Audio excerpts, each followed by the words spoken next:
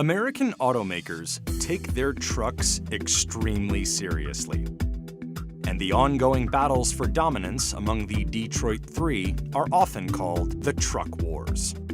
General Motors, the largest U.S. automaker overall, sells the most trucks, if you count full-size and mid-size pickups.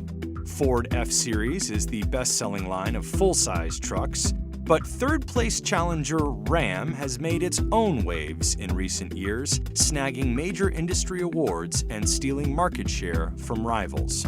Ram is killing it.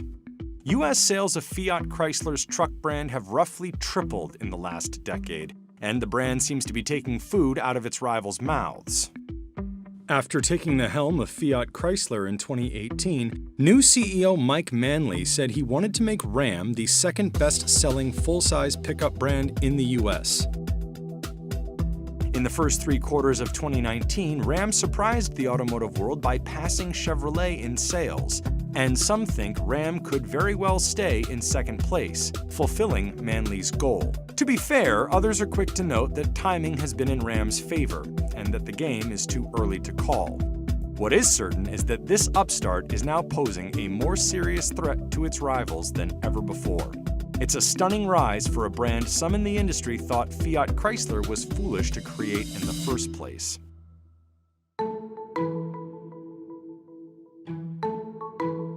The Ram brand was once actually part of Dodge, but the two were separated as Chrysler emerged from bankruptcy under the oversight of the late Sergio Marchionne. The idea was that the split would allow Ram to focus exclusively on trucks, while permitting Dodge to focus on developing performance vehicles, including its popular Challenger and Charger, as well as sport utility vehicles and its long-running Caravan minivan.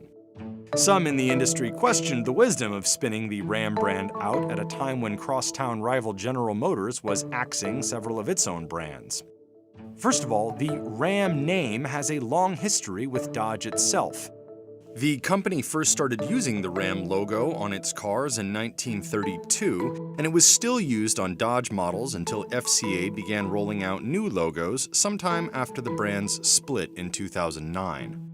As one of the 4 American full-size pickup brands, Ram sold reasonably well, but were often known as a more affordable alternative to those offered by GM and Ford.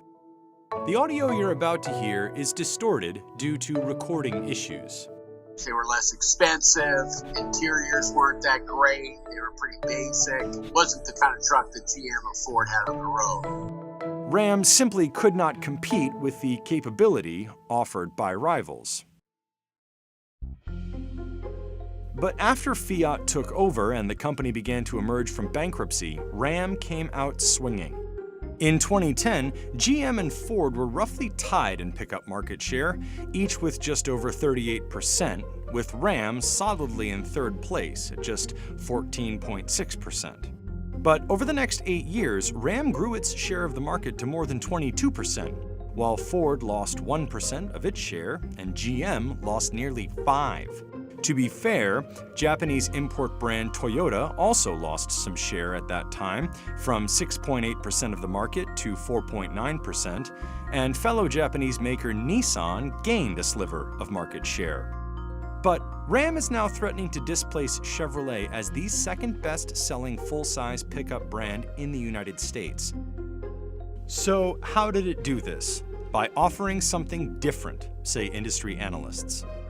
So I think Ram's idea then was, okay, then maybe our strategy should be to build a really, really good all-around truck. Let's make it comfortable. Let's make the interiors nice. Let's make the ride quality really good. 2 areas where Ram really shines are interiors and technology. The interior on the truck is just unbelievably great. The technology is unbelievable. They've got the biggest screen there. It looks like a laptop.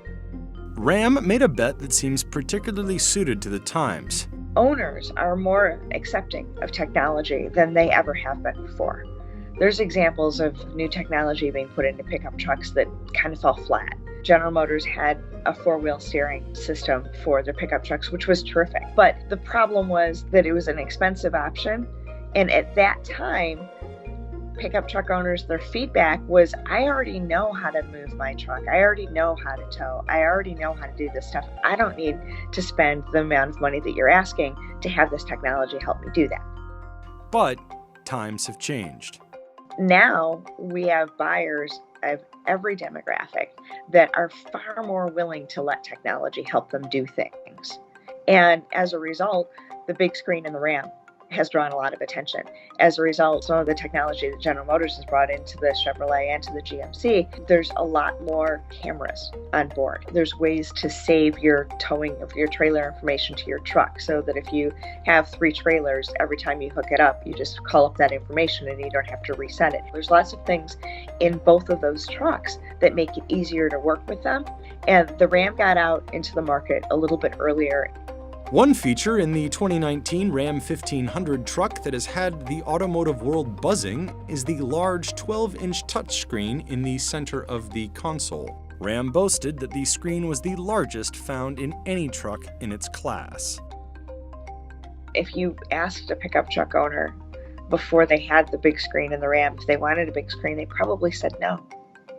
I don't want that. I don't need that. I don't need to do that. But now that it's there, they're reacting to it strongly. FCA's new strategy was well-timed. The pickup market has changed over the last decade as truck sales have risen. Along with the boom in sport utilities and crossovers, pickup trucks have become popular options for drivers who might have a wider range of uses in mind than in previous eras. For instance, there has been a rise in the portion of 4-seat and 4-door models in the pickup market. Ram said more than 50% of its pickups are family trucks. FCA has also used a tactic that some industry observers say has contributed to the brand's sales success, selling an outgoing model along a newly redesigned one, typically at a lower price. Ram's rise is partly notable because pickup truck buyers have historically been considered among the most brand loyal in the automotive market. Ford buyers typically don't buy GM trucks, and just the opposite. GM buyers typically don't buy Ford trucks. But what's interesting is either one of those buyers will consider a Ram truck. Dealer Don K. Kaltschmidt, who sells both Chevrolet and Ram and owns products from both GM and Fiat Chrysler, said that in some ways Ram does outdo the Chevrolets, but he thinks it isn't over yet. GM truck product is very, very strong here for good reason. It is important to understand that timing has also worked in Ram's favor. The Ram went into production roughly 8 months before the Chevrolet products did. So there was a bit of a head start in sort of building it and having it online and having it available for the dealerships. Another element is that Ram has kept the previous generation in production longer than Chevrolet has. A spokesman for General Motors told CNBC, "The launch of our Chevrolet Silverado has gone exceptionally well, and combined with the GMC Sierra, we are quite pleased with the quality of our market share."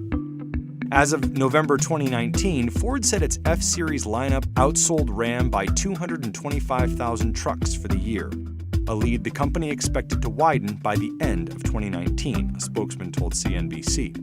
Ford has so far been the best-selling line of pickups in the U.S. for the last 42 years. The Blue Oval has also been hyping its upcoming hybrid and fully electric versions of the F-Series. Electric vehicles are important and they're happening and they're coming, but they're also coming slowly. That's kind of important to remember. Even as Ford and GM are talking about electric pickup trucks, once they're here, the sales ramp up is probably going to be pretty slow. Pickup truck battles are fierce in ways that fights in other segments are not.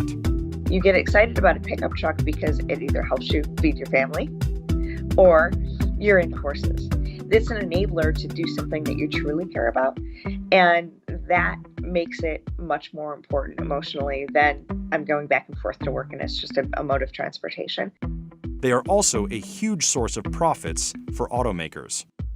So industry watchers aren't expecting this one to be over anytime soon. If you think about building a small car and you need so much amount of steel or so much amount of wiring harness or so much amount of leather or cloth to cover the seats, and you can charge $20,000 for a small car.